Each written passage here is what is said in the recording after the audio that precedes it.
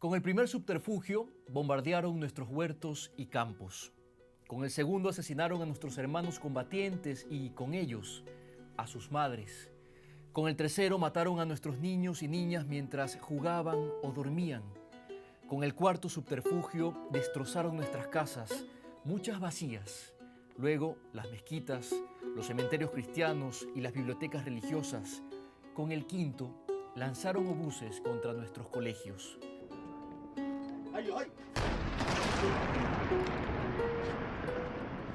Los azules, los de las organizaciones de Naciones Unidas que siguen manteniendo viva la estúpida resolución pacífica de este conflicto. Pero con el sexto, los obuses cayeron sobre gente que había perdido sus hogares y estaban refugiados en esos colegios. Dejaron los recreos llenos de carne y sangre humana. El séptimo subterfugio llegó y con él el bombardeo de casas sin previo aviso.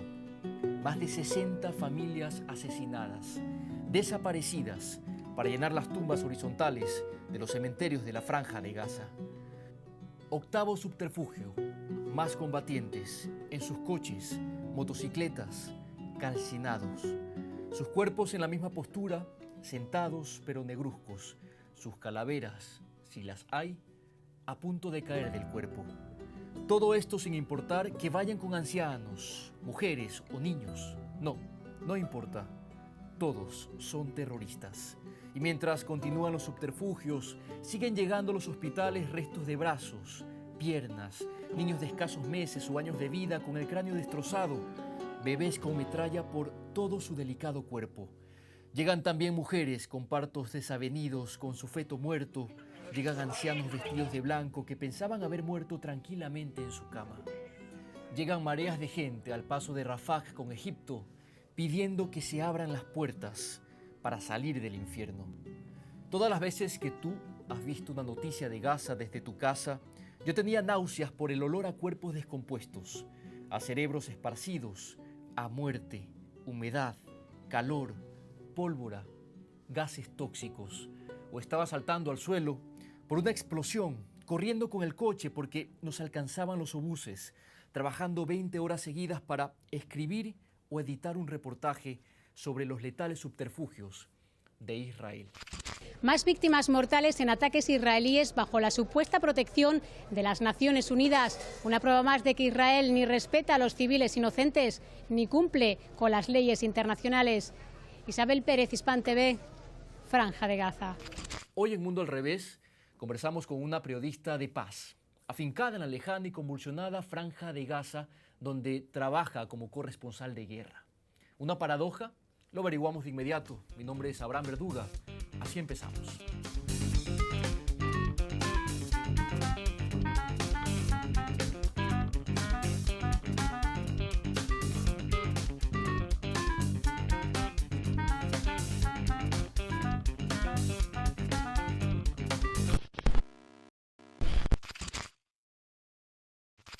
Sin duda, todo quehacer periodístico es una intervención. La delgada línea entre el buen y el mal periodismo está marcada por la motivación y la ética de dicha intervención. El periodismo de paz supone un acercamiento ético distinto, mientras que la paz no es más que una idea, o al menos esta es la sensación y la visión del mundo que hoy en día los medios de comunicación nos ofrecen. La violencia es objetiva, palpable, redituable. Nuestra invitada de hoy es una de esas periodistas que le da una oportunidad a la paz. La reconoce públicamente en medio de las danzas alrededor de la guerra. Colaboradora del diario.es y corresponsal en Gaza de Hispan TV, Isabel Pérez fue galardonada con el premio Tierra Palestina 2015 que concede el Consejo Editorial de la revista Palestina Digital por informar con objetividad testimonial de la situación del pueblo palestino y en especial de las penurias de los habitantes de Gaza, transmitiendo a la opinión pública de habla hispana la cruda realidad que se vive en ese territorio. Una mujer que ha mostrado el rostro de los llamados daños colaterales del conflicto con el más alto profesionalismo y desde una perspectiva profundamente humana. Isabel, es un verdadero privilegio entablar esta conversación contigo, un privilegio además acompañado de suerte, ¿no? Porque hemos logrado establecer este contacto vía Skype con la Franja de Gaza y esto no es algo que se pueda conseguir con tanta facilidad. Gracias por tu tiempo, Isabel. ¿Cómo estás tú? Muy bien, la verdad es que estamos un poquito más tranquilos que la última semana, que como sabéis tuvimos una serie de bombardeos en Gaza, entonces también, aparte del, digamos, el susto personal por la familia, por los amigos, pues también es un pico de trabajo, pero ahora estamos un poquitín más tranquilos. En buena hora. Lo primero que me gustaría saber, Isabel, es cómo llegas a Gaza y qué es lo que sucede para que decidas luego ya no irte de esta tierra en la que terminas echando raíces. Eres tú una de las pocas periodistas extranjeras que has decidido quedarte en Gaza para contar su historia. ¿Por qué? Bueno, yo estoy casada con un palestino y es de aquí, de la Franja de Gaza. Entonces eso, bueno, puede llevar a pensar que tampoco es que nos veamos obligados a quedarnos aquí en la Franja de Gaza, sino que es una decisión también, digamos, personal mía, ¿no? Más que profesional. Hay opciones de salir, pocas, pero las puede haber. Pero hemos decidido quedarnos por el momento aquí en la Franja de Gaza para seguir informando. Yo llegué aquí por él, principalmente por mi marido, pero es verdad que también llegué con un trabajo acordado con Hispan TV, canal iraní de noticias, como corresponsal aquí en Gaza. Y aparte de eso, pues escribo también para periódicos, para páginas web de noticias en España, etcétera. Entonces, bueno, sí, ha surgido, como tú dices, esas raíces, ¿no? También te sientes atada, tienes una responsabilidad también aquí, personal y profesional. Tenemos una familia aquí a la que cuidamos. Obviamente, como decimos, echamos un cable porque la situación económica es bastante, bastante dura y no hay trabajo. Entonces, pues hay que tener en cuenta que el trabajo que nosotros podamos tener o que yo pueda tener también sustenta a ciertas personas de cierto modo. Es decir, llegas primero con un reto profesional y terminas conociendo inclusive a tu compañero de vida, Isabel. Y bueno, tu esposo, entiendo, fue prisionero político, ¿no? Háblanos un poco de él. Sí, Musab fue prisionero político durante 4 años. Le encerraron por pertenecer al Frente Popular para la Liberación de Palestina. Es el partido marxista-leninista de aquí de Palestina. Si bien, bueno, él ya no es activo, lo apresaron sin, digamos, ningún cargo contra él, solamente la propia mención de pertenecer, ¿no? O simpatizar con este partido cuando estaba visitando o estaba también de trabajo en Jerusalén, en Al-Quds. Y bueno, la verdad es que contaros también, contarte, Abraham, que salió después de 4 años, pero también gracias a que su abogada es una famosísima abogada judía israelí que, bueno, estuvo hasta el final, hasta que intentó, hasta que consiguió bajar esa condena a 4 años, porque realmente detener, meter en prisión a personas por estar alistadas a una tendencia política u otra, pues es bastante sorprendente. Pero para Israel es así, está prohibido cualquier alianza, cualquier simpatización hacia cualquier bandera de una facción palestina está prohibido, por lo tanto, pues, todas y todos terminan en la cárcel. Increíble, y bueno, esas hostilidades son parte de la cotidianidad en Gaza, ¿no? Leí hace poco con sorpresa el informe publicado por el Grupo de Monitoreo Acción sobre la Violencia Armada, el AOAB, por sus siglas, con sede en el Reino Unido, y ubicaban a la Franja de Gaza entre los 10 primeros lugares del mundo considerados como los más peligrosos para vivir. Y bueno, este es un ranking que se elabora en función de el número de civiles muertos o heridos por artefactos explosivos, el número de incidentes en los que resultaron heridos civiles, los tipos de armas utilizadas en los ataques y si estos fueron desencadenados por los gobiernos o grupos de milicias. Todos estamos potencialmente muertos en Gaza, sostienes, Isabel, en una de tus reflexiones publicadas en tu blog. ¿Por qué dices esto? Háblanos un poco de la cotidianidad en Gaza. ¿Cómo es el día a día en este territorio ocupado? Las dificultades, lo que para nosotros puede ser algo muy común, ¿no? Como abrir una llave, por ejemplo, ¿no? Y poder gozar del agua, el poder tener electricidad. Esto no sucede en Gaza con tanta facilidad. Cuéntanos de eso. Sí, claro, por ejemplo, imagínate después de un trabajo de estar entrevistando una y otra vez durante horas a víctimas de crímenes de guerra o posibles crímenes de guerra, llegas a casa y lo que te apetece, por ejemplo, es salir a correr, ¿no? Quemar esa mala energía, pues yo no puedo, porque lo primero que me echa atrás es la presencia de drones israelíes, ¿no? ¿Qué pensará un dron israelí si ve una figura corriendo entrenando en medio de la calle de un campo, ¿no? Porque yo además habito aquí en el centro de la Franja de Gaza, es zona agrícola y está pues bastante oscuro, no hay tampoco farolas, no tiene infraestructuras como cualquier zona habitada del mundo. Fíjate, ese simple hecho de querer salir también a correr, a hacer footing, no se puede por miedo, ¿no? Hay muchas cosas, como tú dices. En principio también podríamos recordar que después de la última agresión militar israelí de 2014, el margen protector, de hecho esto es una de las cosas que insiste las Naciones Unidas, hace poco insistieron, hace unos días, 3 días, que se cumplió el 26 de agosto, se cumplió 2 años desde el cese al fuego, desde el final de ese margen protector, pues las Naciones Unidas dicen que hay que tener cuidado, sobre todo con los más pequeños, de dónde van por el resto de minas, ¿no? El resto de explosivos que han quedado todavía. Se utilizó muchísima fuerza explosiva aquí en la Franja de Gaza, es un uso excesivo de la fuerza. Todos sabemos también que aquí se desarrollaron doctrinas militares totalmente irregulares, ilegales, como por ejemplo la doctrina de Dahiyya, en la cual pues, cubren un manto de bombardeos, de ataques desde aire, tierra, incluso podría hacerlo desde el mar, con tal de, digamos, producir ese miedo y esas bajas entre la población civil para adrementar a las milicias palestinas. Esto lo utilizaron en Beirut en 2006, aquí en Gaza también ha sido así. Después de esto tenemos todavía una vida más dura. Como tú dices, enciendes, abres el grifo y te encuentras con agua contaminada. Viene del subsuelo de Gaza o incluso aquella que nos traen desde las cisternas en las cuales supuestamente está el agua tratada para consumo humano, pero fíjate, hace un par de días una amiga me contaba aquí, en Gaza, una amiga de Gaza, me contaba que tuviéramos cuidado.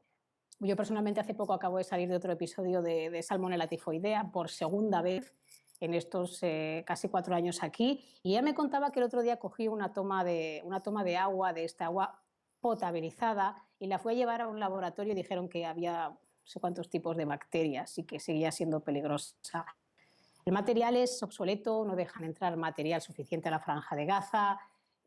Hay muchos proyectos, hay también muchas ONGs, asociaciones, organismos internacionales que quieren desarrollar infraestructuras para hacer habitable la Franja de Gaza, pero que no pueden porque están listadas, tipos de materiales están listados como de doble uso, según las autoridades israelíes, y no las dejan entrar aquí en la Franja de Gaza. ¿Qué tan fino es ese hilo entre la vida y la muerte en la Franja de Gaza? ¿Tú has reflexionado sobre el llamado ciclo natural de la vida, donde se nace, se crece, se reproduce y se muere? Un ciclo que en Gaza se interrumpe a menudo, ¿no? Y que, bueno, no goza de mayores garantías.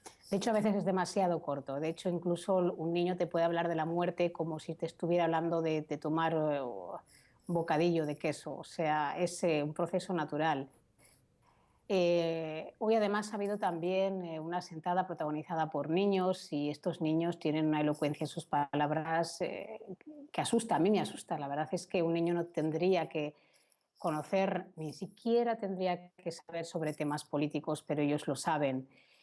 Están creciendo en la normalidad y por lo tanto aquí en la Franja de Gaza se está creando un caldo de cultivo todavía que va a inflamar esa violencia, ese círculo de violencia, al contrario de lo que piden las autoridades israelíes. Hay que fijarse bien, ¿no? Porque todo esto está muy bien pensado, el bloqueo de la Franja de Gaza. De hecho, fue estudiado por un profesor universitario israelí, el cual dijo que iban a convertir, a hacer de las personas aquí en la Franja de Gaza todavía más animales de lo que son. Eso es lo que dijo en 2005 este señor.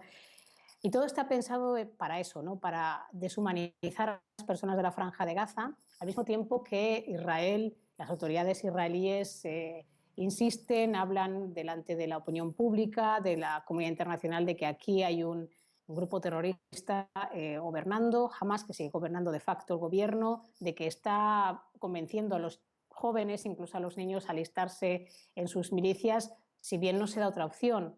Por un lado, están coartando esa infancia, incluso también los israelíes, porque no les dejan la opción de conocer un periodo de paz, un paz 100%, porque aquí solamente se vive entre treguas, pero ni siquiera es una tregua completa, porque si un niño es pescador va a conocer las cañoneras israelíes en el mar cada día, o si es campesino, vive en la línea verde a 1,5 kilómetros de distancia, es buffer zone. Por lo tanto, los israelíes para ellos mismos tienen luz verde y dispararles.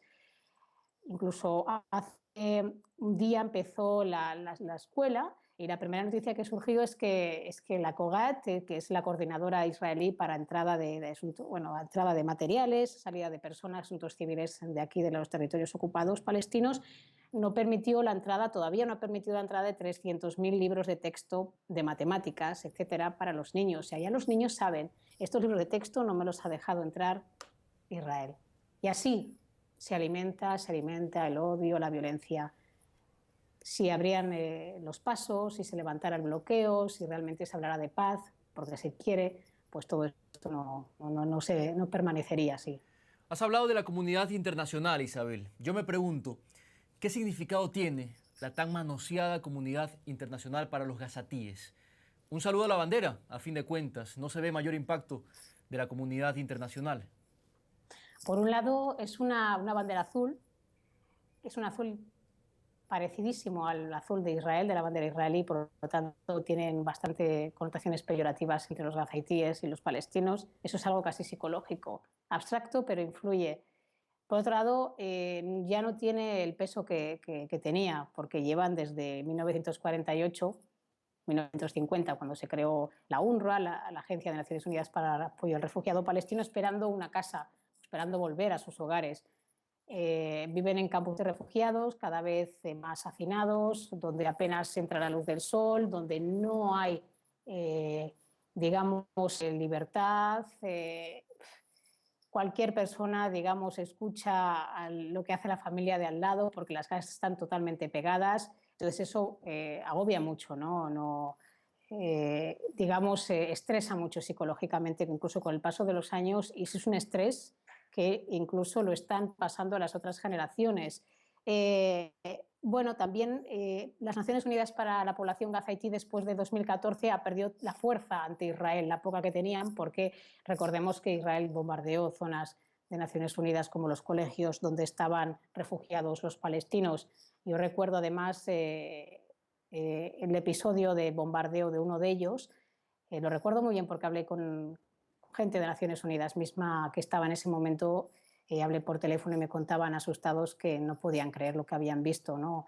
Uno de los oficiales de Naciones Unidas tuvo apenas 20 segundos para bajar del techo antes de que fuera bombardeado por Israel. Estos oficiales tenían la bandera, tenían los chalecos, reflectores, tenían todo, ¿no?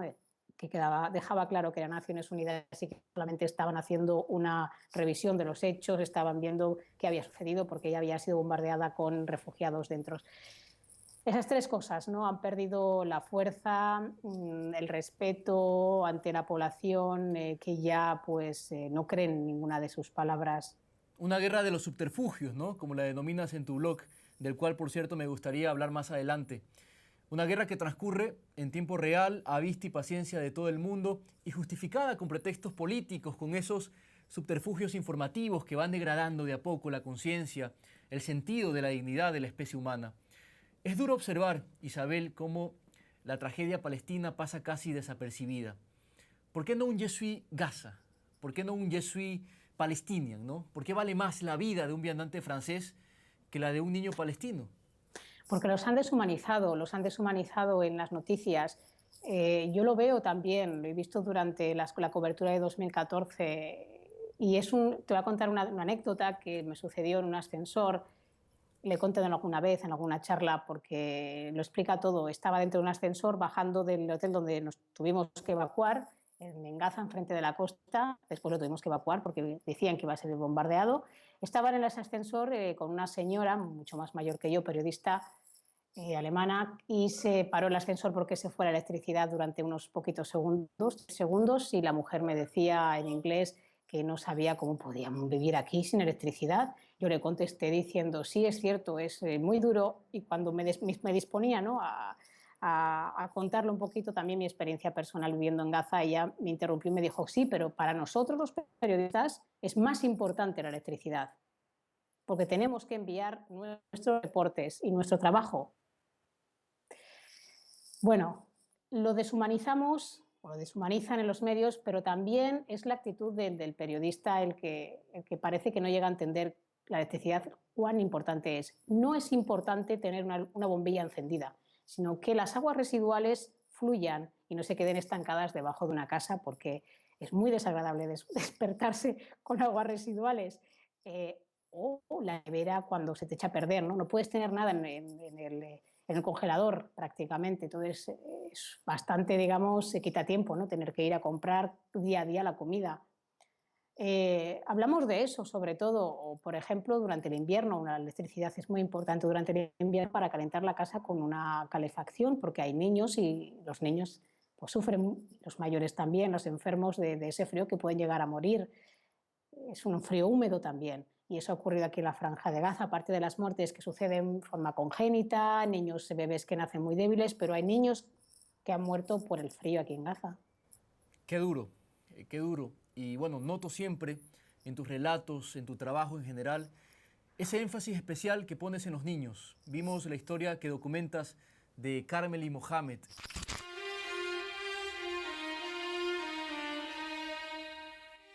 Carmel y Mohamed son dos niños palestinos que viven en un lugar muy especial, la Franja de Gaza. Un lugar muy bonito, estropeado por guerras y bombardeos desde hace muchos años. Hay muchos niños que están enfermos porque han pasado mucho miedo durante las guerras. Y lo peor de todo es que la guerra continúa. A Carmel y Mohamed todavía les esperan los años más difíciles de su vida. Si la guerra y el bloqueo terminan, Carmel podrá ir a la universidad, en Argelia, por ejemplo. Y Mohamed podrá volver a trabajar los campos de su abuelo y vivir en una casa con tejado y jardín. Y bueno, esa es la cotidianidad de los niños, que se impone en la vida en Gaza, ¿no? Hablamos de un territorio muy pequeño de apenas 365 kilómetros cuadrados, con casi 2 millones de habitantes, y lo que acotan siempre quienes han pasado por allí es la impresión que genera observar a una gran cantidad de niños. Esos niños que tienen un apartado especial en tu labor periodística, Isabel. Los niños son el futuro y habría que empezar a cultivar ya la semilla de la paz. Y son los que más castigados están psicológicamente, son los que más están sufriendo. Si continúa, por ejemplo, la campaña israelí contra organismos internacionales y ONGs, como la que está llevando a cabo ahora, después de detener a dos trabajadores, uno de World Vision, que es una ONG cristiana, y a un ingeniero del PNUD, de las Naciones Unidas, pues si continúa así, los donantes van a retirar todos los fondos y no va a haber ayuda psicológica para los niños, por ejemplo. El 80% de la población de Gaza depende de las ayudas humanitarias. Los niños, como digo, bueno, pues llevan en sí historias limpias, transparentes, ¿no? Si empiezas a hablar con ellos, se empiezan a repetir lo que oyen en casa, pero si continúas a hablar, si continúas con ellos hablando, te sientas, no les hablas desde arriba, sino les hablas desde el mismo nivel que ellos están sobre la tierra, empiezan a ser muy transparentes y tienen miedo y lloran. O sea, sí, yo he tenido muchas experiencias con niños muy malas, muy fuertes durante la guerra, durante la posguerra.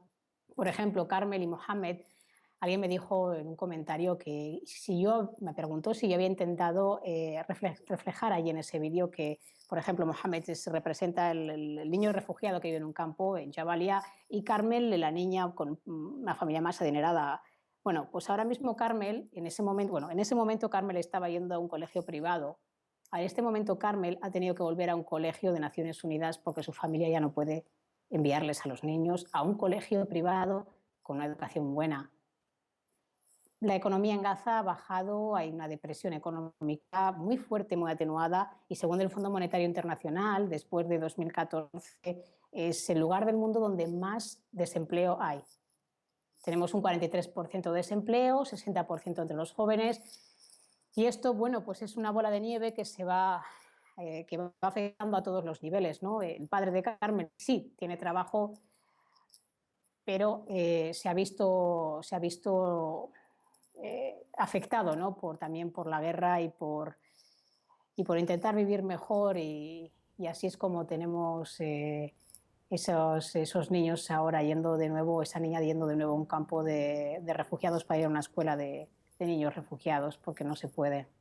Y bueno, son los detalles, son las historias que se escapan en los grandes medios, que no tienen cabida en las agendas de las corporaciones mediáticas. Cuando escuchamos de Gaza en Occidente, tendemos siempre a pensar en la espectacularización, ¿no? Las bombas. Cuando hay bombas, sí hay noticia. Estamos hablando, Isabel, de un cerco que no es solo físico, sino también mediático. Háblanos del peso de ese lobby sionista en los medios de comunicación. ¿Qué tan difícil es comunicar la verdad de Gaza cuando se tiene enfrente a una maquinaria que construye matrices de opinión no siempre tan objetivas y, bueno, las amplifica por todo el mundo sin ninguna profundidad? Claro, ahí el principal problema es que no se contrarresta esa versión sionista con una versión preparada, organizada palestina, porque los palestinos no están organizados para eso. Es también, por otro lado, un punto a favor para los palestinos. No hace falta pagar a nadie para que se encargue digamos, de molestar, de acosar a los periodistas en Twitter. Esta gente que molesta, nos molesta aquí en Twitter, nos molesta ya en nuestras páginas de noticias, o incluso manda faxes o emails a los medios de comunicación de Colabora. Esta gente está pagada, incluso ellos mismos lo dicen. Quiero decir, esto no es nada, ningún secreto, es una hasbara israelí, organiza campos de verano, campos en cualquier época del año, pagada para grupos de jóvenes que se quieran alistar en este tipo de trabajo, ¿no? Para el lobby sionista. Por otra parte está también, y esto es verdad, es así, la culpa que tienen los políticos palestinos de, digamos, dejarse llevar también y engañar por ciertas partes y ciertos intereses políticos de todos. Quizás deberían un poco hablar más con el pueblo y estar de nuevo junto a los que más lo necesitan para no afectarlo. Pero bueno, esto siempre ha ocurrido y siempre ocurrirá en todos los países del mundo. La versión sionista de los hechos está muy organizada, muy preparada y muy estudiada por gente que científicamente sigue una metodología, que sigue buscando el medio, las vías para sacar otras versiones según van los hechos aconteciéndose. O sea, está muy organizado, muy preparado. Por mi parte, yo solamente soy una periodista que cuenta los hechos y lo que veo, y lo contrasto, y también contacto con israelíes para contrastarlo, y también incluyo la versión de las autoridades israelíes. Si eso se critica, si eso se critica, se ataca, es un juego sucio, porque simplemente parece que se interesan en acallar, ¿no?, de lo que está ocurriendo aquí. Las piedras siguen imperando sobre las balas israelíes. De poco ha servido la petición de Naciones Unidas para restaurar la paz si la ocupación continúa. Más palestinos muertos y más heridos. Desde inicios del mes de octubre, esta viene siendo la tónica general en la Palestina bajo ocupación israelí. Una situación que, hasta el momento y a pesar de las medidas represivas impuestas, parece no calmarse. Isabel Pérez, Hispan TV, Gaza, Palestina. Y cuando me hablas de ese peso de la versión sionista de los hechos, inevitablemente pienso en Hollywood y ese posicionamiento sistemático, permanente de Israel y de su pueblo como un objeto casi que de contemplación compasiva, ¿no? Hay quienes hablan también de los rentistas del Holocausto. Cualquiera que se atreva a señalar a Israel o a los judíos peca de ser antisemita y, por cierto, eso constituye también una imprecisión histórica porque los hijos de Sem resulta ser que son los árabes, los palestinos son los semitas. En fin, hay un discurso manejado de forma maquiavélica, Isabel. No sé si coincidas con esto. La misma denominación de conflicto palestino-israelí es la forma como nos venden la noticia en Occidente. ¿Cabe hablar de un conflicto? ¿Es acaso esta una lucha entre iguales? No, es un eufemismo totalmente. Esto empezó, como se escriben se pueden abrir los libros de historia, aunque esos también estarían, digamos, avenidos de versiones, pero se puede seguir los hechos en los periódicos, en las noticias. Si nos retomamos a la época del mandato británico, se ve claramente que es gracias a Balfour, gracias al Ministerio de Asuntos Exteriores en ese momento británico, que se entrega a Palestina a manos de los sionistas, porque ya no interesa que los británicos estén en esta zona. Tenemos los tratados de Sykes-Picot, hay que estudiarlo todo, y todo ello influye en esta situación actual. Seguimos utilizando la palabra conflicto, los periodistas también. es inevitable también porque tenemos que seguir ciertas líneas y porque, digamos, cuesta mucho buscar otra palabra diferente que no aborrezca al lector o al espectador, ¿no? Hay que intentar explicar las cosas como él ya más o menos la entiende, pero llevarlo un poquito hacia la realidad, no hacia las versiones sionistas o palestinas, sino la realidad. Bueno, en 1948 finalmente esas hordas de milicias sionistas se hacen con Palestina, la mayor parte de Palestina, entonces ahí ya el lobby sionista se encarga de dictar lo que hay que decir a los medios, que los palestinos han rechazado la partición de 1947, bueno, y los árabes, pero en ese momento la partición de 1947 tampoco era justa, porque se daban muchísimas de las zonas que pertenecían a árabes, donde la mayoría eran árabes, se le estaban dando a los judíos en ese momento, al movimiento sionista, porque eran las zonas más ricas de recursos naturales, etcétera, etcétera. Entonces, claro, eso directamente fue rechazado. Bueno, las cosas han cambiado muchísimo desde 1948. Muchos países árabes ya no están, digamos, apoyando la causa palestina como antes, por intereses estratégicos, etcétera, etcétera. Así que lo único que nos queda ahora es, digamos, contrarrestar un poco ese desequilibrio en ese conflicto, seguir diciendo que los ataques contra Gaza, el subterfugio que es Hamas, ocurrirían igual que si no existiera Hamas, porque están ocurriendo en Cisjordania y en Jerusalén Este de otro modo, como una violencia estructural, con demoliciones de hogares, con detenciones, cada día decenas de palestinos son detenidos, y eso es una violencia estructural. Y aquí en Gaza, pues la violencia igual es más clara porque ese tipo de bombardeos, etcétera, etcétera. Pero ocurrirían, está claro para todos, ocurrirían incluso si no estuviera Hamas. ¿Y qué tan alejada está Cisjordania de Gaza, Isabel, ya que tocas el tema, en términos políticos? ¿Es posible pensar en una unidad entre Al-Fatah y Hamas? Es muy complicado pensar en esa unidad, aunque hay muchos pasos, hay mucha gente, en ambas partes hay gente moderada, ¿no? Hay una cosa que también me gustaría mencionar, porque una de las estrategias también de Israel ha sido asesinar a aquellas figuras más moderadas de Hamas. Y si se asesina a las figuras más moderadas de Hamas, se está asesinando, digamos, a ese puente que podía tenderse con Fatah. Una vez aniquiladas esas figuras es más difícil que haya esa paz, ¿no? Entonces juegan al divide y vencerás. Es como tú has dicho, estrategias pues, maquiavélicas, ¿no? Y eso, bueno, poca gente lo sabe, pero hay que estudiar la historia y todo se puede ver de forma clara. Lo cierto es que la causa palestina es una causa política y bueno, en eso convienen cada vez más personas. ¿Avisoras una salida política, una solución definitiva? 2 estados para 2 pueblos es una de las propuestas.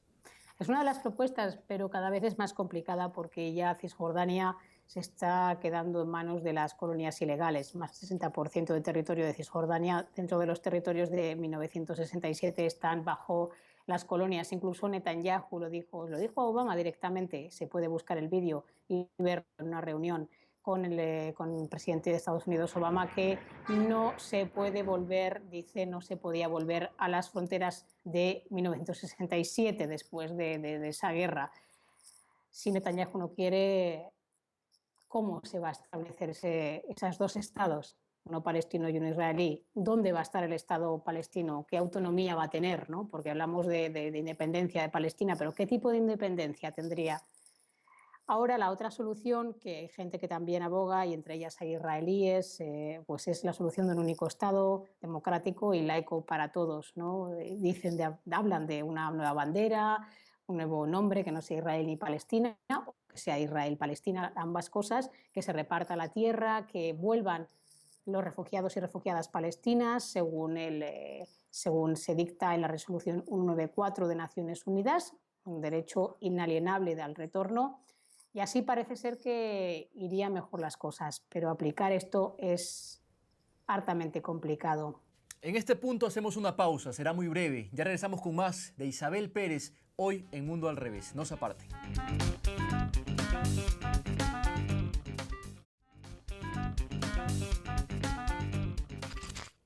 Ojalá podamos escuchar algún día la noticia de la paz, de la voz de Isabel Pérez. Ostentas el premio Tierra Palestina 2015, Isabel, por tu labor periodística en la Franja de Gaza. ¿Qué significa para ti este reconocimiento? Teresa Aranguren, historia viva del periodismo español, dedicó palabras muy generosas sobre tu trabajo. ¿Cómo tomas estos reconocimientos? Bueno, la verdad es que fue una parte de una gran alegría, por una parte también una recompensa, ¿no?, de los esfuerzos. Quedaba claro que la gente estaba leyendo lo que yo escribía y viendo los reportajes que yo estaba haciendo. Abdu Tunsi, que es la persona que se encarga de organizar estos premios, es además un nombre muy importante, ¿no?, en la causa palestina ahí en España. Se dedica en cuerpo y alma a la causa palestina y organiza, ¿no?, con el resto de embajadores árabes también en Madrid muchísimos actos por los palestinos. Teresa Aranguren, como tú has dicho, es una leyenda viva del periodismo, todavía vive y que vive muchos años más. Y además acaba de hacer un libro muy importante junto a otras personas donde se visualizan fotografías de la Palestina histórica, ¿no?, para que no caiga en el olvido. Bueno, participar y entrar a formar parte de este círculo de personas que están influyendo, están dando, digamos, aliento a la causa palestina, es para mí, bueno, es un honor. Aunque a mí me gustaría recordar que no solamente yo no hablo de causa palestina, sino hablo de una causa de derechos humanos y de derechos que están adscritos, que están adscritos a unas resoluciones, a unos convenios internacionales. Un periodista cuenta lo que ve, los hechos, los contrasta. Tardo muchísimo tiempo en contrastar las cosas a veces. Se cometen errores muchas veces también, pero ese esfuerzo vi en este premio de Tierra Palestina que parecía que estaba, digamos, recibiendo sus frutos. ¿Qué es lo más difícil que te ha tocado informar, Isabel? ¿El episodio más duro que recuerdes? Bueno, la verdad es que hay muchos episodios. Fíjate, hay un episodio que se quedó, de hecho, en el olvido porque no lo pude publicar, ya que estalló el margen protector, y fue uno de los que más digamos, me afectaron, ¿no? Recuerdo que llegué bastante triste a casa. Justo antes de empezar el margen protector, una serie de ataques, bombardeos aéreos, bombardeos con artillería de tierra a tierra en la línea verde, y fui a hacer una entrevista con una familia, ya que su hijo, creo recordar que tenía unos 14, 15 años, era joven, había recibido una metralla de artillería israelí y se había quedado, digamos, se había quedado sin las reacciones motores naturales del cuerpo. Ese niño se va a quedar así toda la vida, ni siquiera está muerto. Tú puedes pensar, tú ves a un niño muerto y es, aparte de ser una escena horrible, horripilante, dices, está muerto. Pero cuando una persona se queda viva en estado vegetal o se queda viva, como en el caso de este niño, en ese momento estaba, digamos, despertando de esa, digamos, abrumador estado de no querer ni siquiera respirar, intentaba moverse y no podía ni siquiera hablar, y hacía unas horas hablaba y jugaba con sus amigos. Eso es, creo, un poquito más, es más impactante. ¿Y no sientes que a veces tu trabajo es una especie de déjà vu constante? Me pregunto si has llegado a sentir frustración por tener que informar una y otra vez sobre tragedias que se reeditan sin que el panorama cambie mucho a lo largo de los años. Por informar, no me he frustrado de informar de estas cosas. Digamos, me frustra el ver que la humanidad sigue cometiendo ese tipo de crímenes, que lo pagan gente inocente, ¿no? Porque una cosa es que ataquen o que asesinen a un militar, ya que su vida aquí está dedicada a eso, a morir. De hecho, ellos lo dicen, aquí las milicias palestinas lo dicen, morir por Palestina. Otra cosa es ver a niños, a madres, a jóvenes, adultos también, que no tienen nada que ver con las milicias militares y terminar así. Es constantes cada día podríamos sacar noticias, historias de aquí de la Franja de Gaza. Y bueno, frustrada es lo que te digo, es más frustración, digamos, porque no hay una salida todavía a que esto un día termine. Vamos terminando, Isabel, y nuevamente gracias por este tiempo de oro que nos concedes desde la Franja de Gaza. Háblanos un poco de tu blog, Gaza y Tunas, un espacio que Realmente lo disfruto mucho porque es un vehículo que nos permite conocer la cotidianidad de Gaza. Colgas ahí tus reportajes, tus reflexiones, versos, prosa, fotos, videos, en fin, inclusive las cartas que has enviado. Y hay una en particular que me llamó mucho la atención porque se convirtió finalmente en una campaña, ¿no? Al igual que tú, disfruto del arte de Joaquín Sabina y vi cómo por medio de esa misiva que le dirigiste a él, llegaste a liderar todo ese boicot para que Sabina cancele su concierto en Israel. Háblanos de ese espacio que tienes para depositar allí todas tus vivencias, las cosas que tienes que decir. Bueno, no es la primera vez que tengo blog, pero aquí en Gaza, bueno, me apetecía tener un blog. Es como digamos, un diario personal, pero hecho público. Y me apetecía hacerlo público. No tengo digamos, ningún problema en que la gente conozca cuáles son mis motivaciones, mis tristezas o mis alegrías aquí en la Franja de Gaza, porque considero que se me ha dado una oportunidad única en esta vida y tengo que ofrecerla a todo el mundo, ¿no?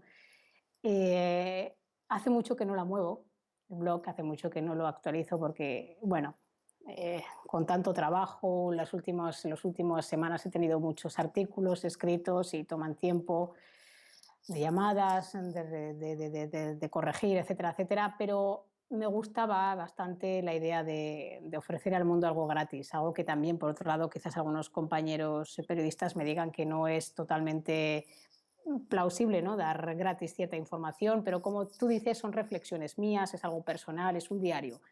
Es un diario o un semanario quizás. Algunas veces resulta anuario porque hace mucho tiempo que no lo muevo. Pero sí, y la poesía siempre me ha gustado, siempre he leído poesía, desde pequeña escribo poesía y durante la época de la guerra escribí una de esos versos que tú has mencionado antes del subterfugio de la guerra porque fue totalmente lo que sentía. ¿Le temes a la muerte, Isabel? Le temo a la muerte, sí, claro que sí. Me gusta la vida, me gusta mucho vivir. Me gusta mucho vivir, pero eso no me impide hacer mi trabajo. Yo tengo cuidado, utilizo, digamos, mecanismos de seguridad que he aprendido, que he estudiado y así las cosas se hacen. Otra cosa es si un día, bueno, ocurre un accidente, que ojalá no pase, o quizás en otra guerra ocurre alguna cosa, eso ya pues, está fuera de mi alcance. Pero no pienso en la muerte, ¿no? Personalmente no me está afectando como para pensar en que la muerte puede llegar en cualquier momento. Finalmente, ¿qué es la paz para ti, Isabel? Hombre, la paz es la justicia, la paz es la justicia, porque sin justicia podría motivarse la paz entre, digamos, palestinos e israelíes, pero si no hay justicia podríamos caer de nuevo en otra consecución de hechos violentos. Isabel Pérez, muchas gracias por aceptar este diálogo. Ha sido un honor. Espero sigamos manteniendo el contacto. Y bueno, tu saludo para Ecuador y para los usuarios de la televisión pública que estoy seguro te observan con gran interés. Bueno, pues sí, me gustaría muchísimo deciros a todas y a todos, a todo el pueblo de Ecuador, que muchas gracias, ¿no? por estar presentes ante el pueblo palestino, ante las injusticias que está sufriendo y sobre todo despertar el interés para seguir siempre informándose sobre lo que ocurre, porque cada día ocurre cosas y quizás la presión real para que lleguemos a la paz no llegue de los políticos, sino de los pueblos. Permíteme, y ya para terminar, y bueno, aquí tomándome el nombre de quienes seguimos Aceitunas, pedirte que no abandones tu blog. Queremos seguir leyéndote, por favor. Estamos ávidos por consumir nuevas actualizaciones. Ok, no te preocupes, Abraham. Lo haré. Muy bien.